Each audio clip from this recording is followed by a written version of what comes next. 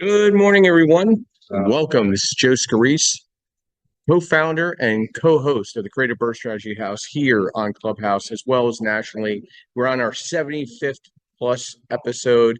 Check us out at the Creative Birth Strategies website.com. Please check us out. Download our podcasts.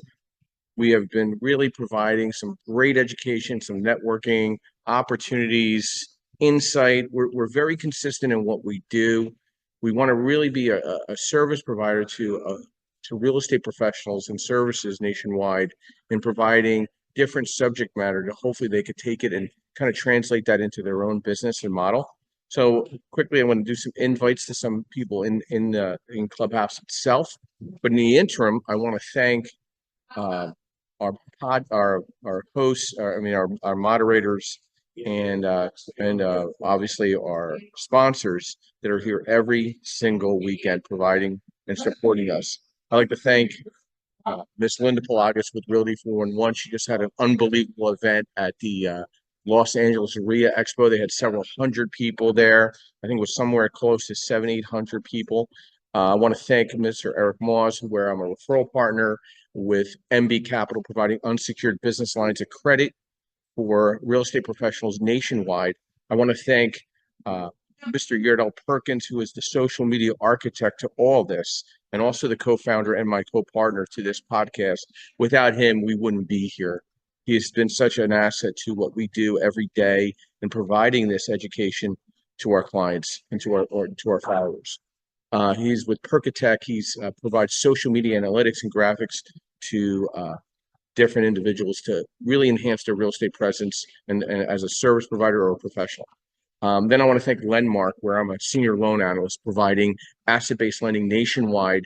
You could either white label and market our products as a broker or correspondent, or you can be a direct with an investor where we're providing DSCR, we're providing fixed to rent, fixed to flip, new construction, multifamily, mixed use, blanket loans nationwide. Like to have a call to action. If you want to sit down and figure things out from a real estate professional perspective, let's have that sit down. Now you're going to hear some background noise going on. I'm calling live in from the Ohio RIA, where they're having a national event of speakers, vendors, real estate investors throughout the country, the RIA members as well, various RIAs throughout the country as well. So a little back noise. We're going to do our best and try to make this thing work and hopefully keep providing you insight today and as well as tomorrow morning. We're here every Saturday morning, 8 a.m. We're here every Sunday morning, 9:30 a.m., providing education, networking, and opportunities. So the subject this morning, deal or no deal. We just had a mastermind, which we host every second Monday of the month in Philadelphia. And we did a deal or no deal. And a lot of people just don't know how to structure a deal. They take a lot of workshops, they take a lot of information, and they just don't know how to get it together to get pricing, get a quote. So I just thought it would be smart to do this. So when whoever you're going to work with in the lending space, you'll be a little more prepared and look that much more professional with precision and direction in what you're trying to accomplish. So we're gonna put it together, and we're gonna have that discussion and kind of give you an idea what is the deal or no deal strategy. But first, I always like to catch people up on different things that are going on in the market. I do follow and post a lot of information from Mortgage News Daily and DS News. So rates closed out on the base rate on the 30-year fix about 7.09. Thankfully, in the commercial space, we don't follow the 10-year Treasury as much. We follow the 5-year, where the rates have been starting off at around 6.5 still, but staying very steady there. We do see some favor with the Fed announcement this week, where we can potentially see a quarter-point drop. Will that impact the 5-year Treasury? I don't know. I do see rates coming down a little bit into the winter months, maybe by a quarter, maybe a half a point. But again, the 10-year Treasury is staying very steadfast at 7% and above. And the job reports were miserable, I have to say at least. You could take it for what it is. I put a comment out just last night. U.S. economy added just 12,000 jobs in October. You had to see the volatility comments. I didn't say anything more, nothing less, just put that comment out, and it was amazing how many people reacted to it. I was just stating a fact. There was nothing skewed about it, but it was very interesting to see the comments. I think I have like 30 comments in each post in my 3 different Facebook profiles. So it was quite entertaining, to say the least. I wasn't saying one thing or another. I was just stating a fact of what was released yesterday. Uh, we're not looking good on a recessionary environment. We are definitely job reports, unemployment numbers, inflation numbers are still right in front of us, smack in our face. I'd be concerned. But as a real estate professional, this is an opportunity. This is a window to identify opportunities where people are scared to make moves.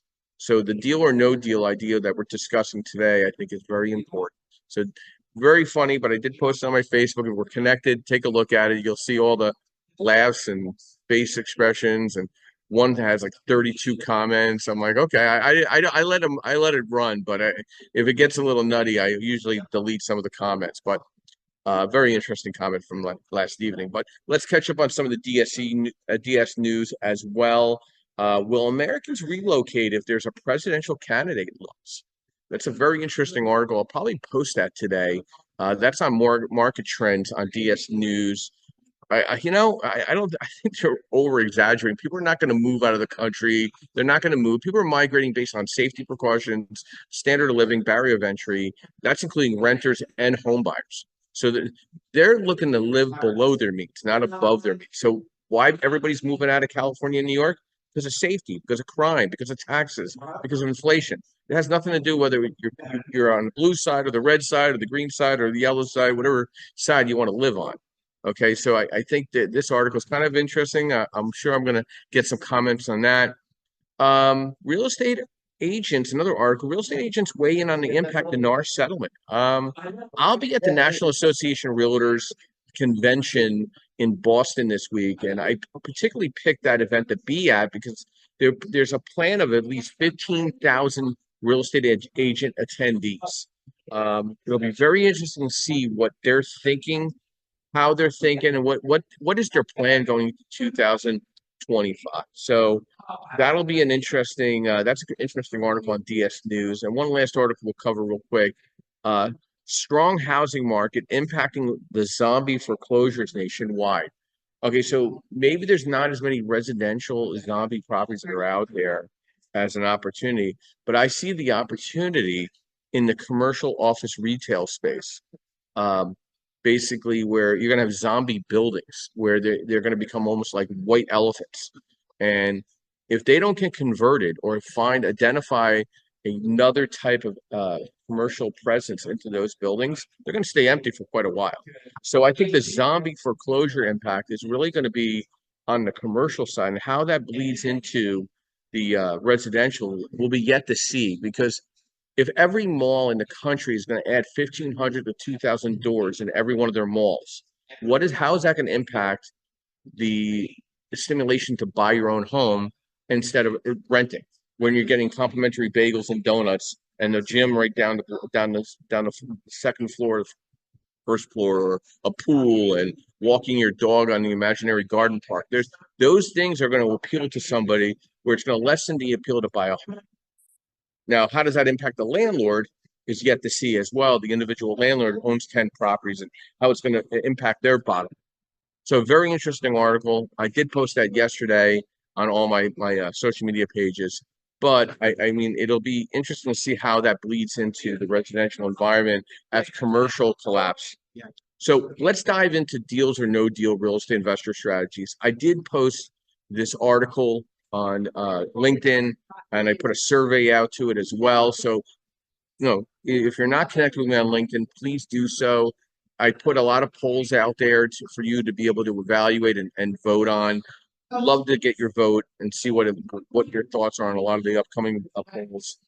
But number one, networking is a key element in success in real estate investing. It's building relationships and can lead to new opportunities, partnerships, and insights. And these are some strategies how to identify deal or no deal first. And we'll go over how to identify a deal as an investor when you're penciling down a deal. And if anybody wants a copy of this, please email me or text me with your full name and email, and I will send you the questions to ask to understand how to pencil a deal down. And I'll send you also the standard application that any lender will be looking for, as well as the standard checklist to collect on an asset-based loan, whether it's new construction, fixed to rent, fixed to flip, DSCR. So first and most important, who are the clients? Who are the borrowers? What are their percentage of ownerships, right?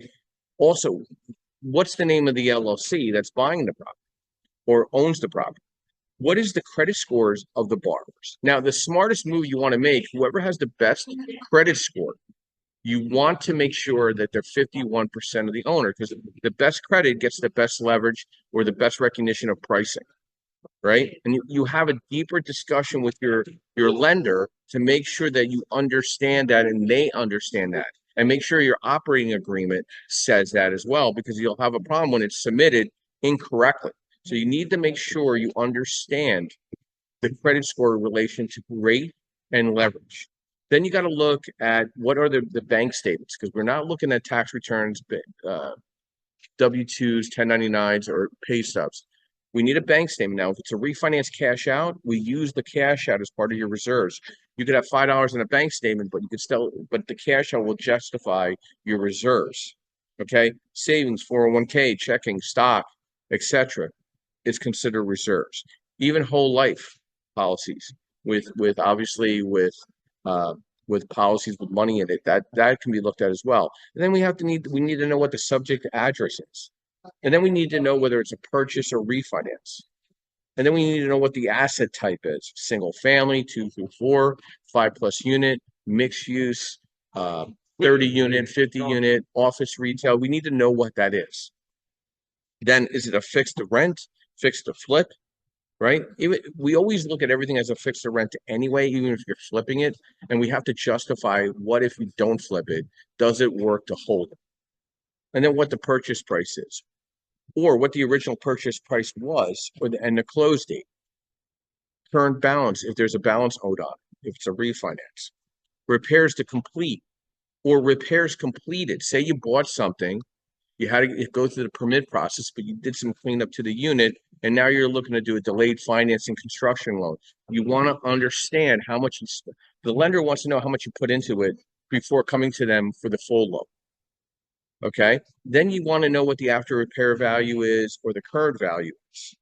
Then we want to know what the expected monthly rent or the current monthly rent that's in the subject property. We want to know what the yearly taxes is, and there's a catch there. If you're pulling permits, you need to understand it. Your taxes might go up post completed project. So really take a look at that. And another thing, if you're in a flood zone, you definitely need to understand what your flood insurance is and your standard insurance is. And then there's some basic experience questions. And this doesn't stop you from getting a loan, but it just allows us to figure out how your leverage looks like, especially on the fixed to rent or fixed to flip or new construction. We're going to go over this. We look at an 8-year look back. The first 4 years, how many flips completed in the past 4 years? How many rehabs to rental completed in the last 4 years? How many rentals purchased in the last 4 years? How many new construction completed in the flip in the past 4 years? How many new construction completed for rental in the last 4 years? Then how many third-party renovations as a GC, third party, completed for real estate investors in the past 4 years? And then we look at the next 4 years, same questions. And that gives us a classification of A, B, or C, or newbie. And it's okay, either one, because it just allows me to figure out, or the lender to figure out, what your leverage allowability is, what your rate is, and how they're going to structure the deal based on LTV and LTC. So these are just some things we're going to get started with. Stephen, good morning and welcome. Brief overview, who you are, what you do, and thoughts to our discussion this morning, deal or no deal strategy.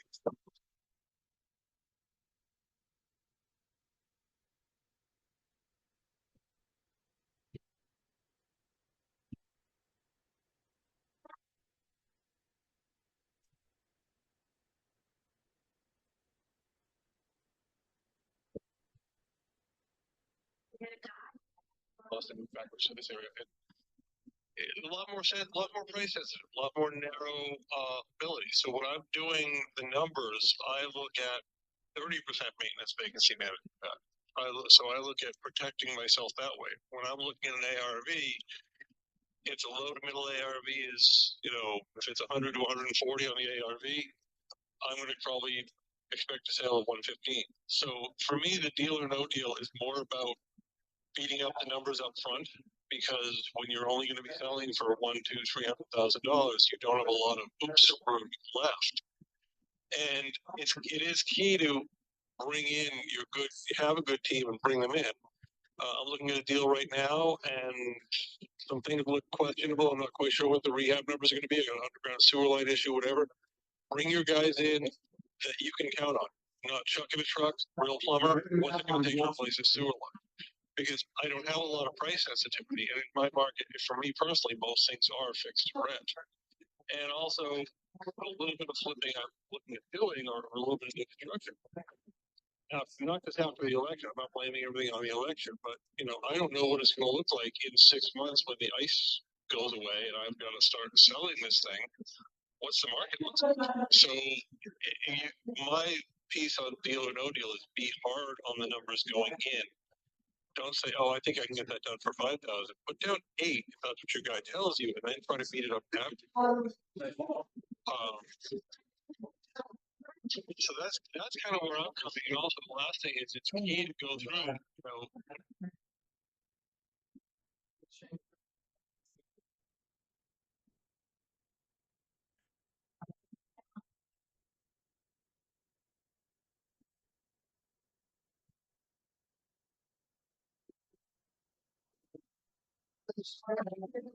He's asking, it makes a lot of sense. So having the right people on your team, and then trusting what they need to know. Let them have what they need to know. That's pretty much what I got to think at first. Thanks, Steve. Had to mute myself just in case of any noise in the background. I hope everybody could hear me clearly. Calling in here live from the Ohio RIA. You hit some great points. I'm going to add to that as well, because some of us are beginners, right? We all start somewhere, right? So the deal analysis basics always apply. And Steve touched on that, but there's some property details that you should know, right? I mean, like, I'm not here to guess, okay? What's the square footage of the property? So if you're doing a rehab, are you changing the square footage of the property? Are you increasing the square footage in the basement or the attic? I need to know this if you're doing a renovation loan to justify the value add to the property. Then I want to know how many number of units there are. Like how many units do you own? Or how many units are in the subject property? And what are the number of the beds and baths in each unit? Like if it's a 1 unit or 2 unit, or it's a 2 bath, 2 bedroom, it's a 1 bath, 1 bedroom, it's a 3 bath, a 3 bedroom, 2 bath. We need to know these things to better justify value, especially if you're doing a value add. And then purchase information. What's the purchase price? What's the rehab and improvement estimates? What's the after repair value? And then there's financing details, loan amount, down payment, interest rate, closing costs. Then you need to understand the property income or the future property income, rent price, additional fees for laundry, parking, etc., garage space. We can't usually use garage income. If you add it into the lease, don't put it as an addendum, because then I can't use it as part of the rental income. Just add it to the rental income in that lease. And then there's expenses you want to look at: property taxes, insurance, management fee, maintenance fees, operating expenses, and utilities. These are all very items that you need to understand, and you need to break it down. This is actual data that you need to understand. You need to understand net operating income equals income minus expenses.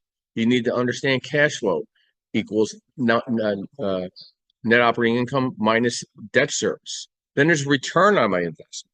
ROI equals cash flow divided by investment basis. And these are how you make your investment decisions, right? And 10 habits for successful real estate investors: understanding deals or no deals. We're planners. You need to plan the deal out. You need to establish and achieve short and long-term goals when you're understanding your deals or no deal strategy. You need to understand, do your homework, be part of the process, pencil your deals down. Don't go into analysis paralysis, but know what your deals are. Then develop trust with your power team and people that you need to successfully be a better real estate professional. And developing that niche, it generates respect in your market. Okay. and stay up to date to trends in your market because that applies to understanding, is it a deal or not a deal? And be prudent with your risk. Have a good CPA, have a good attorney that could bounce stuff off, even have them on retainer. And seek help by real estate professionals. They need to be as smart or smarter than you. You want to not be always the smartest person in the room. Build out that network. Your network is your net worth. It's really true. Justin, good morning and welcome. Brief overview, who you are, what you do. Oh, I lost Justin. Steve, I'm going to come back to you. What's your thoughts on additional insight to this? What could be a beautiful 7-brick unit, side-by-side row house, everything I personally am looking for. Big bedrooms, everybody has their own shit, and I was all about the property. And I knew it was not a A-class neighborhood, B-class neighborhood, but I didn't realize till I talked to some of the neighbors that it was a neighborhood I needed to stay away from. So doing your research isn't all about the book. It isn't all about the appraisal and this and that. Doing your research is knowing what you're buying and what direction that neighborhood's going in and who you're going to have for tenants. Doing that research is knowing that, a friend of ours, Mike, does a lot of flips and a lot of builds in very high end areas, and that market is probably going to stay more stable than another market. And also knowing the zoning changes, or now in our area, and I think it's nationwide, if you're adding a unit, if you're changing the legal unit mix, and in some cases, even if you're bringing your dead unit back to life that's been dead for too long, now they're going to require sprinklers. And I haven't done anything. It can be tens of thousands of dollars because sprinklers need bigger water pipes to drive them. And I do mostly single to 5 units. I get a little bit of the that's up here for the most part. So, if you buy a building and say, oh, I've got 30,000 in cosmetic and systems rehab, and then you take it over and find out the zoning board won't let you change it, or you take it over and find out that you're going to need to do a $60,000 sprinkler system, well, then what do you have? What do your numbers look like? So talking to your code officers, talking to this, and I kind of glossed over what for me is the most important number. One of those important numbers in my rental numbers is maintenance vacancy management. I take out rent minus hard cost, and your lenders and everything are taking out 5-10% for maintenance vacancy. For my market, I take out 20 to 30 maintenance vacancy management, and for my management company, and the rest is some mix of maintenance and vacancy because these buildings are older and just infrastructure of an older building. If I was buying in a 1980s market of Florida, I don't have that problem. So maybe, or at least not to that extent. So that's what I meant when I say take out maintenance vacancy management. But the biggest thing, and I almost didn't do the neighborhood research. I saw this beautiful 7-unit for a great price. I almost grabbed it. And honestly, I don't think there's a place I would take it now that I've learned about the neighborhood. So it comes down to doing, your boots on the ground. It comes down to doing the non-traditional research. It comes down to, that kind of gut feeling sometimes about what the place is. And so that's the thing. The mistakes, the best deal of this, we'll finish with the best deal made and the bad one not done. We've all got the disasters in our history, but thankfully I haven't had any that killed me. If you're buying at the tax sale and you can't get in the building, you might have a broken main beam. So be ready for that when you're making your offers at tax sale. I see people buying at tax sale for more than they would spend on the same house on the MLS. So, the less information you have, the less you can offer. That's Steve, great stuff, man. And you hit some bells and whistles. I'm calling in from the Ohio RIA Expo this morning live here at the Great Wolf Lodge in Mason, Ohio. Probably about 800 to 900 real estate professionals and investors merging in on subjects and discussions and masterminding and overviews. So keeping it moving along. Hopefully you could hear me clearly in here. We'll be back here as well tomorrow at 9:30 a.m. Eastern Standard Time, live again here at the Ohio RIA. And what Steve's talking about is, like, I just took an application from someone that wants to renovate this property. It's in New Jersey, and it's currently a mixed-use designation. I'm like, well, you need to convert it. You need to get permits to convert it to a single-family residential. Oh yeah, yeah. They told me, yeah, just verbally they'll take care of it after the closing. Said no, no, no, no. That's not how it works. You need to get permits in process stating that you're converting this to a residential property, or I can't do the loan. It's pretty clear and crystal. There's no kind of sort of on the back end. I can't take that risk and find out that the person that told you that didn't have the authority to give you that information. So at the end of the day, you need to have documented trail. I'm going through the same thing with a three unit right now. And it was a mixed use firehouse. It converted to a 3 unit residential, and they refused to get me documentation stating that it's a 3 unit residential. They keep sending me these emails that are just long storied emails from somebody from the town. Get me the permission and the permits and the zoning designation change to 3 unit residential. Then I can help you. I can't, there's no egg without the chicken. So in that mindset, you need to understand how to navigate and have a better, precise discussion with your lender, or it will fail. The only person you'll blame everybody else but yourself if you're not transparent and proficient with what you're doing as a real estate professional. That's a fact. Navigating the world of deals and opportunities can be a very tricky endeavor. Whether you're a savvy, real estate investor or a marketing professional, or just distinguish yourself from the rest by being precise and understanding a deal. Understand that you're buying the property in an LLC. You're not buying it in your personal name. You want the asset protection. You also want to understand how to put together an operating agreement. You want to understand how to put together articles of formation, EIN letter of good standing. You need to have bank statements. You can't be crossing out bank statement numbers. You got to be very transparent and integrous with your lender or whoever you're working with. You got to be honest with your credit score. I had another client I talked to yesterday. Went through the whole rigmarole, and finally he tells me his credit score is 620. That's not going to work. I'm not. I told him I don't work with any type of loan below 660. Why would you go through all this without telling me the truth of your credit score? I said, well, now we got to bring a business partner in at 51%. So now he's going to bring his mom into the deal, make it work that way. She's 51%. She's got a 700 score, and we're going to make it work. But why did you take me down this whole road knowing what the end result's going to be? I need to have a partner at 51% in the operating agreement that has a credit score of 660 or better, or the deal won't work. Oh, I'm sorry. I thought maybe you can slide it through because it's such a great deal. No. Great deals are supported by great people. Great credit gets great opportunities. Fix your credit. I don't care about the story.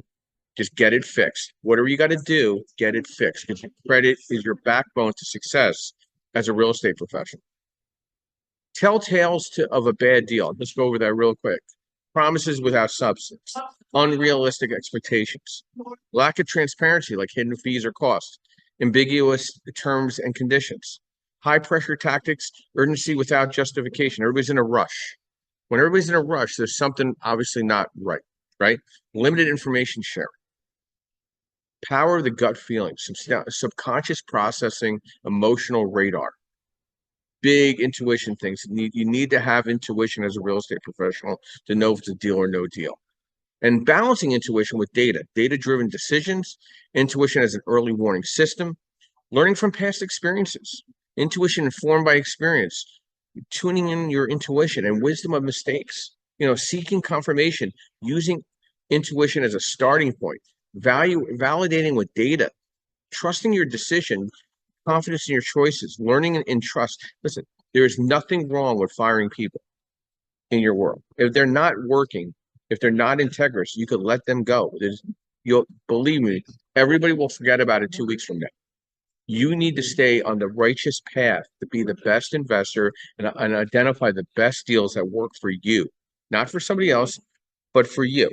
And that's important when you get into this space. You need to understand that you could walk away.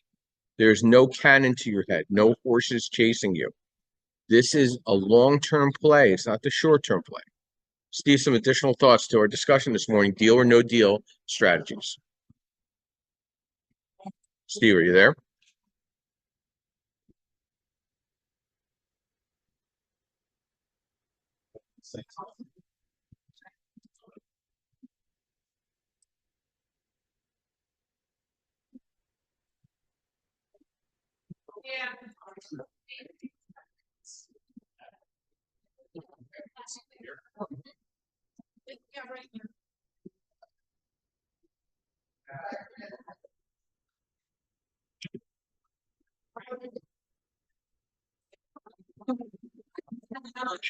Contracts. One of the problems up here, and I imagine it's everywhere, is contractors can be fly by night or they can be awesome. And so getting a reference from another investor on the contractor, getting several, getting the lead from another investor, knowing that when you sign that contract with that contractor, they're going to show up, and writing your agreements with them and with all of your team members to be, if the contractor, if you tell me you're going to be there every day of the week and you miss 3 days, put it in the contract. I have the right to cancel you, because sometimes state law can leave you hanging.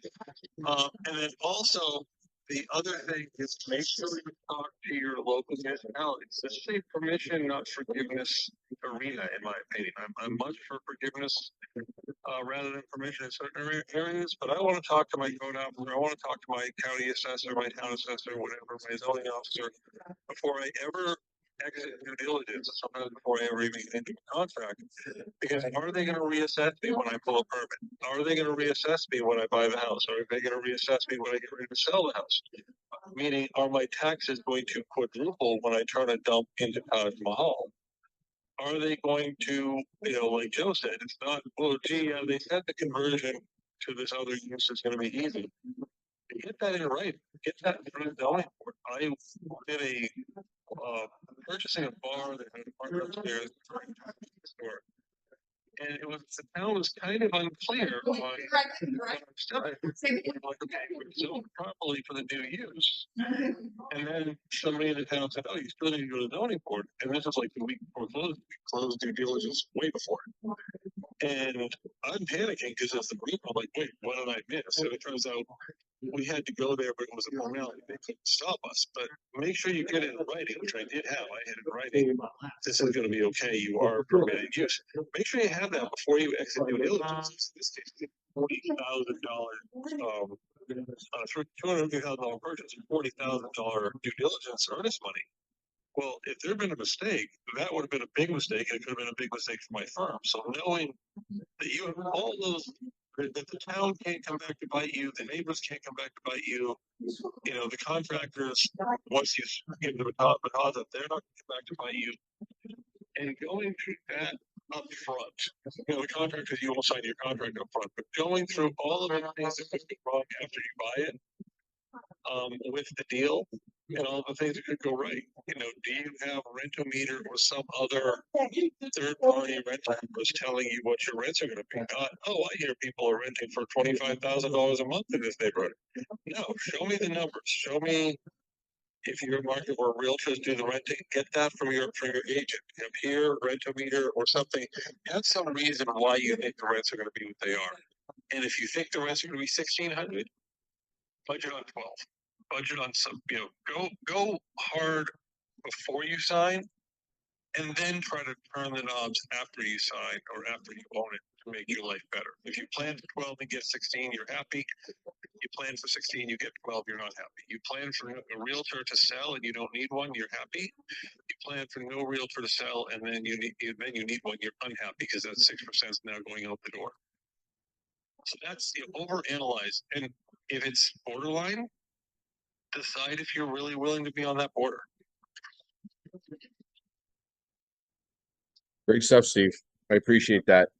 And the reason why I'm muting because there's a lot of back noise, but I want to make sure everybody know I'm calling in from the Ohio RIA live here at Great Wolf Lodge in Mason, Ohio, providing here every Saturday and Sunday morning education, networking, and strategy. And today's discussion is deal or no deal strategies, and we're breaking it down. We're peeling that onion down and seeing what's in there, and hopefully providing value to our listeners. And that's the biggest concern. We're at our 75th episode here on creativebirdstrategies.com. So check it out.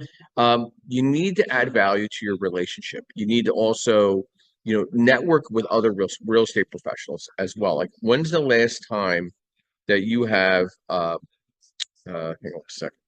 The last time you have sat down with a mortgage broker or lender, sat down with a contractor, inspector, property manager, title company, attorney, real estate agent. Like, when's the last time you had to sit down with a real estate agent in the market that you're focusing on?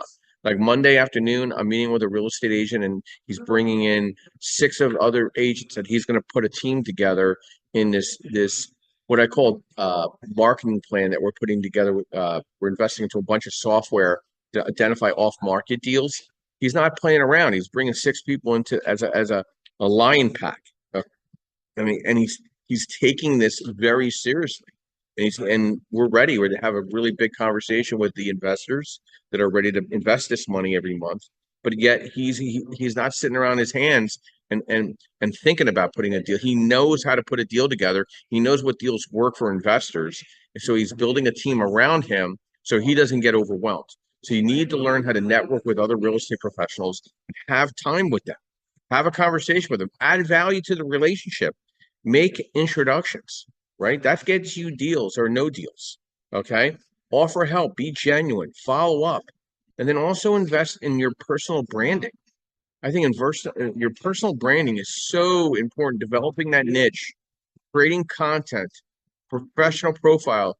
I put out 2 to 3 articles a week and polls that you could vote on every week. It keeps the enhancement and the inbound inquiry. And then hosting your own events. Like we have a mastermind in Philadelphia, second Monday of the month.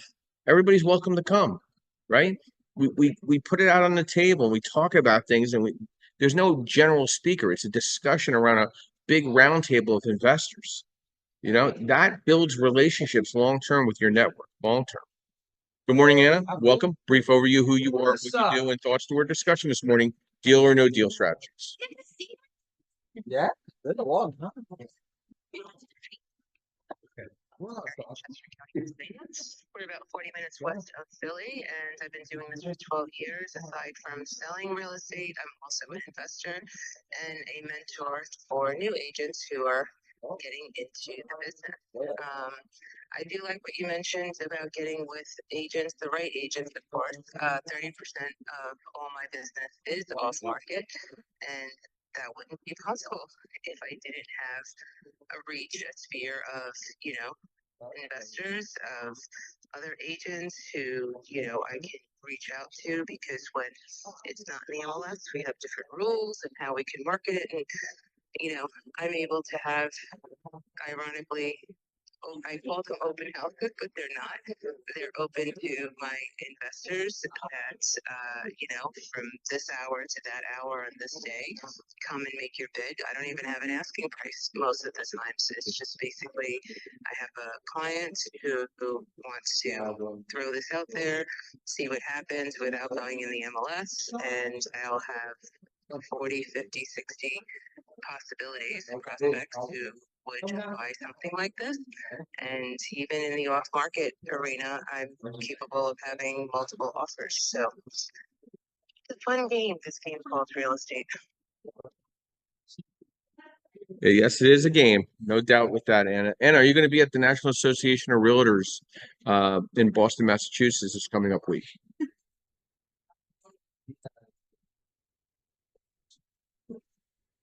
Mm-hmm. No problem. Well, we'll get to run into you one of these days. So Anna touched on some really key strategies for deal or no deal with a real estate agent. Identifying motivated sellers is number one. Market analysis, that's where you tie in with a good real estate agent. Off-market deals. When a realtor has off-market deals, they're ears to the rail. Fast due diligence, right? You got to be able to have the right software and worksheets to pencil your deals down. We offer that through our Creative Birth Strategy House. You email me looking for worksheets to better pencil your deals down. I send them out to you immediately. I teach you how to price your own deals out and understand creative ways to get into deals and financing. What is the rehabilitation potential? What are your negotiation tactics? Be prepared to negotiate aggressively on price, closing costs, contingency, secure the best deal possible. Some important factors you need to consider when deciding deal or no deal: purchase price, repair costs, rental income potential, location. What is your exit strategy? Building a strong network, utilizing technology, stay educated. and be patient. Opportunities will present themselves. Good morning, Travis. Welcome. Brief overview who you are, what you do, and thoughts to our discussion this morning. Deal or no deal strategies. Hey, morning, Joe, Steven, Anna. I'm Travis. I'm a real estate broker here in the Houston market. I've been investing now since I bought my first house in 2001, and then a year later bought a second house and rented out my first house. And so that was really my first move into owning a rental property, but really started buying real estate in 2004, and got my license in, I think it was 2006 or 2007. I can't remember anymore. And have been doing real estate ever since. Yeah, I'm sorry, I don't know that I have a lot to say right now about deal or no deal. I think it really has to depend on what your goals are and how the numbers look. I mean, there can be deals all over the place. And, if you want something that your goal is to buy a property that you can own with hardly any money out of your pocket, then maybe you find a property that you buy subject to. And if you don't know what that is, I'm sure you can look it up. There's plenty of resources out there to talk about it. But yeah, so I think it really depends on personal preference and the numbers and what you're looking for, if it's a deal or not. I heard a little bit of what Steve even was saying earlier, and I agree with there's when you're dealing with contractors or just about anybody, definitely have it in writing. Even, but I always tell my new landlord, it's like, okay, you got a new tenant. Like I just had a client who's never rented out a house before. They're renting out their first home that they bought, and he's like, okay, how should I call them up? Blah blah blah. I'm like, look, go get yourself some software like Rent Ready or Avail or something, and make it a habit that people are communicating with you in writing, because it needs to be in writing. You could have all the conversations you want with somebody, but if you don't have it in writing, what do you have the fallback on? Just your memory? That's not good. That's 50%. It's, I think it's something else. It's not even true. So, yeah, definitely have it in writing, as Stephen was talking about earlier. And for me, it's all about the numbers. That doesn't meet my goals if it's a deal or not. I would say, aside from the numbers, there is one other important aspect, and that's the use.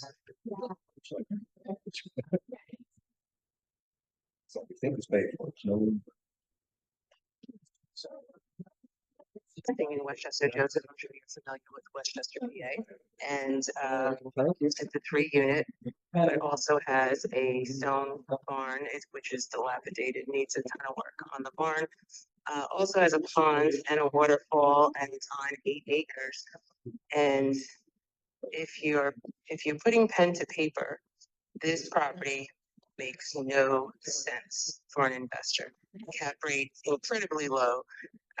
It just needs a ton of work. Even after the work is done, it just for 3 units, like it just would not make sense for you to buy this for $1 million. Yet we're under contract for 1.1 because there are a particular buyer pool if they are to occupy the property and convert some things and do some things, that owning that plus the potential of owning the neighboring properties, which those neighbors want me to list now that I've sold this for what I sold it for. They're like, hey, if the buyer wants to buy ours too, because who's got 4 acres and who's got another acre and a half, if you own the whole thing, that would be really spectacular. All I'm saying is, I knew taking this listing that this is not an investor buy. On paper, it doesn't make sense. It should go for about 7, maybe 800, maybe. But for the right buyer, this makes all the sense in the world. And surprisingly, the amount of interest that I had on it, I mean, a little bit, I was even surprised, I'm not gonna lie. But so all I'm saying is sometimes I guess that's where it comes in handy to have a realtor who understands that particular market, right? And understand the value of, because it's not always, dollar in, dollar out, and here are the numbers, and this is what you can do. It's also what could you do beyond what it is currently. Great stuff.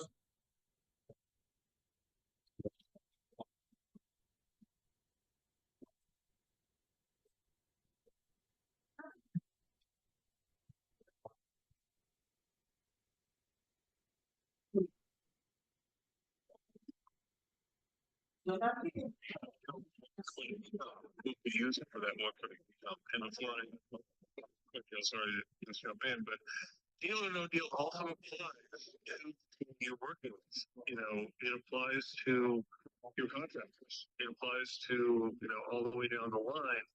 And when dealing with contractors, make sure you hold enough on that last payment, however you structure the deal. Make sure you hold up the last payment. If they don't get that last payment, it's going to hurt them. Don't leave 10% to the town. Because is it really worth them coming back to fix the problem you pointed out for 10%? If you're holding back 30-40%, it's worth him coming back to fix the problem. So deal or no deal applies outside of just the contract, outside of just what your lender or competing lenders or whatever might offer you. It applies to every part of the deal. And as she just said, property looks like X now, but you end up with 20 acres in the right area. Do you all of a sudden become something that an amusement park or some other kind of resort would like to take over? Does that change what you are as you start adding the properties around it? Some great ad here. What I hear is the mastering of the art of real estate deal analysis, right? You have to have vision on all. If you're going to really successfully make offers on promising avenues of wealth accumulation or financial stability through buying real estate, success hinges greatly on the ability to analyze deals effectively. Okay. Every property represents a unique opportunity, and understanding how to properly scrutinize each deal is very paramount for the investor. So again, we provide the questions that you need to ask. You need to be precise. You can't kind of have numbers. When somebody gives me a renovation cost between 75 and 125,000, that's their number. They're failing. They're absolutely failing. I said, well, do you have a construction budget and a draw schedule put together? Oh, what's that? You're not even at the starting line as a real estate investor if you don't have that software or that spreadsheet to put together for yourself to provide to somebody to actually understand. How do you think your renovation costs are between $75,000 and $125,000? So there could be a $50,000 mistake, and you think your after repair value is anywhere from $250 to $325. That's ridiculous. You need to know a number working with a good real estate agent and to comp that property out, or even buy lunch for an appraiser and pick their brain to see what the values of that property is. Like Anna's up in the Westchester market. I know that very well. I'm doing a renovation loan right now up there. I double checked with an appraiser and I double checked with a realtor up there that's involved with the deal and gave me comps to make sure that after repair value is there, to make sure that there's an exit strategy there. It's a very strong market. It's not having the same relevant problems like in the immediate Philadelphia proper market. Okay, it's a whole different venue. So understanding your deal and with your power team is extremely important. And then there's another thing. I always advise everyone, hire a home inspector that understands investment properties to match up with the contractor estimate. And then on the way out, as they claim they're done, send that home inspector back in. They're going to catch stuff that the subcontractors that the GC hired that might have missed, right? And then that's going to come back and bite you in the butt 2 months later. I mean, especially if you're going to flip the property, don't you think your new buyer is going to get a home inspection? Wouldn't it be really professional to have your home inspection in the seller's disclosures and providing that and being transparent and offering a warranty to the property as well? What are you doing? You're eliminating the art of the negotiation on the buyer side. You're providing everything in front of them. Here it is. Take it or leave it. Okay. And this also catches the contractor on the way out because they want to get their last payment and go on to their next project. Now you don't have to hire somebody else to finish up their mistakes, their issues. That home inspection on the back end will protect you. So invaluable. I did that for every single one of my flips, every single one. And every single one came with a home warranty, and I provided the home inspection in the seller's disclosure when I sold the property. And it eliminated the whole negotiation piece. I mean, I give sellers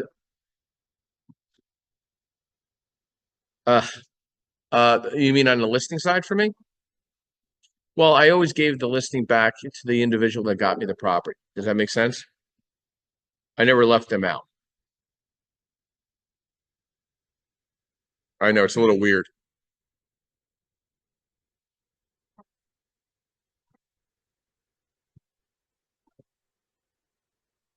I've been encouraging my sellers to perform pre-home inspections. And I would say more than 90, probably like 90% of all my sellers do perform a pre-home inspection. And yet, if they're interviewing other agents, I can't tell you how many times a seller has told me, really, my other agent said that, why would I do that? That's like opening up Pandora's box. And, it's likely that the buyer will waive the inspection contingency period anyway. And I find it very interesting, like the different school of thoughts. My feeling is yes, because we've been in a rising sellers market and now a ridiculous sellers market continues here in Chester County. However, in the offers that I receive, and I have one that just went live yesterday, and same thing over and over again, every single offer that I received, they waive the inspection contingency period. Where if you didn't have a pre-home inspection, sure, you would have some buyers and their agents who are encouraging them to waive it, which I think is certainly, has its own challenges. But you certainly wouldn't get all, right? There's always going to be those buyers who that's just too high of a risk, and without knowing what they need to know, aren't willing to even make that offer, knowing that they're competing with other offers who are way more so. PAR put out a stat, Pennsylvania Association of Realtors, last year that there's been a 42% increase in mediation requests after settlement, primarily due to seller disclosure issues. Right. So, like, to me, I think you'd be a fool not to do a pre-inspection. Yet I have, agents in my market out there who are telling consumers who's the opposite. Well, they'll weed themselves out, Anna. Usually, yeah, it usually happens that way. I mean, listen, I stuck to my guns on what I did, and I was very successful with all the flips I did. I don't know if I really want to do any more flips because the market's shifting. It's more of a hold pattern, so I'm looking at a whole different type of asset. But if I went back into flipping, I'd go right back to the same basics, right? The basics, old school will always provide the righteous outcome. You could have all the modern technology in the world, but there's standard basics, and they could just change the terms every 10 years for people to learn something new in a new workshop book or something like that. But at the end of the day, doing an inspection with your contractor and doing an inspection on the way out, you're keeping everybody accountable. Everything's transparent. And at the end, if you're flipping the property, the transparency is key because then there's a lot less mess on the back end. And if you're willing to give a warranty on the house too, I mean, you're justifying that your home inspection and your work is integrous. So in conclusion, in some of my thoughts, and then we'll come back and get some exit discussions from everybody real quick. Mastering the art of real estate deal analysis requires a comprehensive understanding of market dynamics, financial metrics, due diligence processes, risk management strategies. By following these steps and conducting thorough research and analysis, investors can make informed decisions and identify lucrative investment opportunities in an ever-evolving real estate landscape.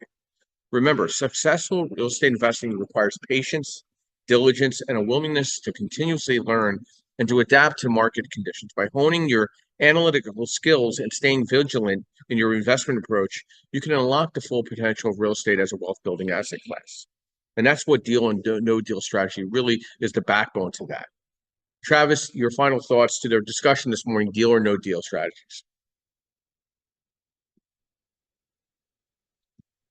You guys have talked about, everybody here. I think it's excellent information that, what they were just discussing as far as the inspections is key, man. Like all you guys talking about that. If you're doing a deal that you don't really know what you're buying or you're getting into, then you better go hire somebody who knows what's going on, because that's going to kill you. That's my final thought on this, Jim.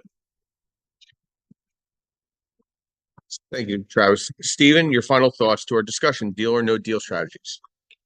Yeah, someone has mentioned, what other agents in the market may or may not do. I personally always do home inspections when I finish a flip. It's something I picked up recently, but it's something I do, and I always give a home warranty. In fact, actually, one of my management clients, we were considering parting ways, and I was going to give him a home warranty on all the work we'd done on his properties. Not that I had to, but I don't want to look over my shoulder for any reason. On the reverse side of it, and I had a huge, one of my students actually, I wasn't even involved in the deal as an agent. She was buying a multi, and her buyer's agent, I said, I want an estoppel certificate from all the tenants you're buying, signed by the landlord and the current tenant before sale. And her agent said, well, wait, why? We have this verbal and we have this lease and we have this. I said, I don't care what's in the lease. And the verbal doesn't tell me anything because it's verbal. I want the day, but the week before, the month before you sell, landlord and tenant are saying, here's how much security deposit is in place, here's how much rent is owed, here's who takes care of snow, grass, or even good standing, not standing. Because when the deal is done, my student in this case, but my client goes to direct to tenant or whatever. Landlord said no security deposit, so they transferred no security deposit. Then all of a sudden, tenant comes out with a security deposit check and says, you owe me $5,000. And if you don't have the estoppel, then you don't have that. And I had a seller who claimed all of his security deposits had been used for other reasons before we closed on a deal. Come to find out, no, one of his tenants agreed with that. So he was ready to transfer no security deposit, and the buyer would have owed 20 grand in security deposits with those different leases. So an estoppel certificate was new to me, 4 or 5 years ago, but it's something I do every time now, and I do it with my sellers too. Telling the buyer, hey, this is the current situation between landlord and tenant. The lease might say something slightly different, but here's today. And that's part of your due diligence when you're buying a deal, is the lease might have been done 10 years ago with a $300 security deposit. What is it now? What has changed? Getting that information in writing, giving that to your lender, letting everyone know, giving that to your title company. This is what we're doing before you take over and find out the story isn't quite what you heard of or what you saw. And I was not surprised at all. The 40% increase in due diligence, or rather disclosure problems when people start waiving inspections. That even as an experienced investor, I always bring at least a contractor to the building, at least a budget. Because I only know what I know. I'm not a contractor by trade. So if I'm not bringing an inspector, bring someone that knows more than you do. Yeah. Thank you, Stephen. Anna, your final thoughts to our discussion this morning, deal or no deal strategies. Sounds like the moral of the story this morning is before we're trying to identify the right property, that you create the right team for that property, right? That you interview and identify the right realtor, loan officer, appraiser, home inspector. If you're in an attorney state, get yourself a really good real estate attorney. That without that team, God help you try to find the right property on your own. Some great insight from some great real estate professionals this morning. Okay, so I really think from the deal no deal strategy, I thought a lot of people probably thought I was going to kind of break down deals. That's a whole nother type of discussion, and that's something where you got to do it more on a Zoom call, one-on-one, or kind of a class environment. I wanted to help you understand and master your mindset in understanding deal or no deal. surrounding yourself with positivity and setting goals and visualizing the opportunity in front of you with the right power team and embracing challenges, embracing a growth mindset and believing in yourself, right? Introducing the best self-talk and people versus your mindset. And you got to ask questions. You got to learn from failure. You got to use affirmations and developing self-awareness and encouraging positive feelings. These are all great characteristics to a real estate professional that understands a deal or no deal. And that's the strategy, right? Is keeping a great mindset and learning how to recognize your inner critic, practicing gratitude, refrain from negative thoughts and setting your priorities and shifting your focus. And there's nothing wrong saying hello to somebody, good morning or good afternoon, and asking a question. There's no bad questions in this space. All right. And there should never be a bad question being provided in this room. Okay. Everybody's welcome to come up and raise their hand and post a question or a statement. I want to thank everybody this morning. We're here every Saturday morning, 8 a.m. and every Sunday morning, 9:30 a.m. CreativeBurstStrategies.com. We're here on Clubhouse for the last several years. We just got past our 75th episode on our podcast. Check us out. If anybody needs worksheets to pencil their deals down, the questions to ask one on a scenario, what is the proper checklist you need and the proper application you need to identify a deal. If you need a debt service coverage ratio worksheet, a cash on cash worksheet, construction budget and draw schedule, an executive summary, how to summarize a deal for yourself. Also, how to price your own loans out. Email me, text me. My number's available on my profile. My email's on my profile. Let's set up a one-on-one. Let's get you to be a better educator. If you want to be a broker or correspondent, we have a white label marketing product as well to provide you the opportunity to be a lender as well. And I would be a glorified account executive and help you and support you and be your backbone to lending opportunities. And my quote this morning, well, first, I got to thank our sponsors. Mr. Yarlo Perkins of Perkatech. We wouldn't be here without him.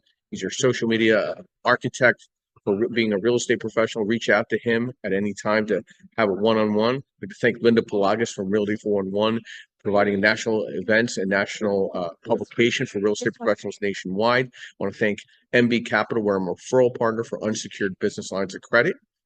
And I'd like to thank Lenmark, where I'm a senior loan analyst providing asset-based lending in the real estate investor space for DSCR, fixed to rent, fixed to flip, new construction, multifamily, portfolio lending, here to provide you hopefully the next steps of being the best real estate professional you can be in your market. And my quote this morning, just close your eyes and think about this. You are a beautiful being. You deserve to be surrounded by beauty, and you deserve beautiful things. I'll see you tomorrow morning at 9:30 a.m. live from Ohio RIA here in Mason, Ohio. And everybody have a great Saturday morning. And I'll be ending the room in the next 30 seconds.